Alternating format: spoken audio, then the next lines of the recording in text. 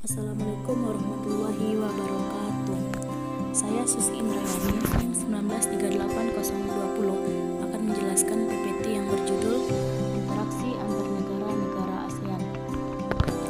Faktor pendorong dan penghambat dalam kerjasama. 1. Kesamaan dan perbedaan sumber daya alam. 2. Kesamaan dan perbedaan wilayah atau kondisi geografis. 1. Perbedaan ideologi. 2. Konflik dan peperangan. 3. Kebijakan protektif. 4. Perbedaan kepentingan tiap-tiap negara.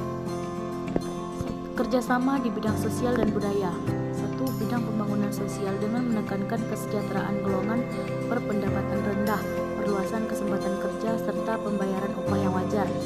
2. Membantu kepada kaum wanita dan pemuda dalam usaha-usaha pembangunan.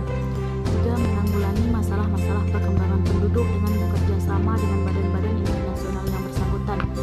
4. Pengembangan sumber daya manusia. 5. Peningkatan kesejahteraan. 6. Program peningkatan kesehatan. 7. Pertukaran budaya dan seni, juga festival film ASEAN. 8. Penandatanganan kesepakatan bersama di bidang pariwisata. Yang ke-9. Penyelenggaraan pesta olahraga 2 tahun sekali melalui Siaga. Bersama di bidang politik dan keamanan. 1. Traktat bantuan hukum timbal balik di bidang pidana. 2. Konferensi ASEAN tentang pemberantasan terorisme. 3. Pertemuan para menteri pertahanan yang bertujuan mempromosikan perdamaian dan stabilitas kawasan melalui dialog serta kerjasama di bidang pertahanan dan keamanan. 4. Penyelesaian sengketa Laut Cina Selatan. 5. Kerjasama pemberantasan kejahatan lintas negara yang mencakup pemberantasan terorisme, perdagangan obat terlarang, pencurian uang, penyelundupan dan perdagangan senjata ringan dan manusia, bajak laut, kejahatan internet dan kejahatan ekonomi internasional, serta kerjasama di bidang hukum, bidang migrasi dan kekonsuleran serta kelembagaan antar parlemen. Kerjasama di bidang pendidikan. ASEAN dengan tema ASEAN Community 2015 Teacher Professionalism for Quality Education and Humanity. Pada pertemuan ini hadir organisasi guru dari Indonesia, Brunei Darussalam, Malaysia, Filipina, Singapura, Thailand, Vietnam, serta Korea Selatan.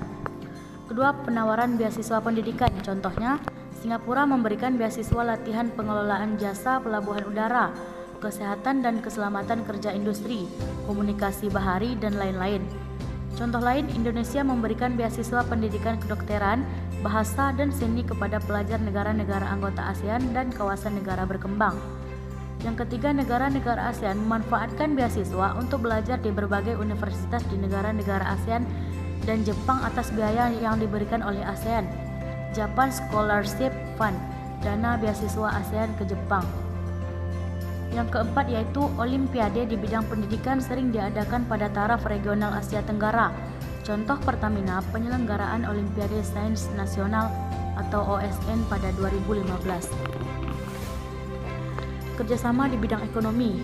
Masyarakat Ekonomi ASEAN atau dikenal dengan MEA perwujudan dari pasar bebas di Asia Tenggara yang bertujuan untuk meningkatkan stabilitas perekonomian di kawasan ASEAN dan mengatasi masalah-masalah di bidang ekonomi antar negara ASEAN. Dan yang kedua yaitu ASEAN Vision 2020. Baiklah, itulah tadi hasil presentasi saya. Lebih dan kurang saya mohon maaf. Assalamualaikum warahmatullahi wabarakatuh.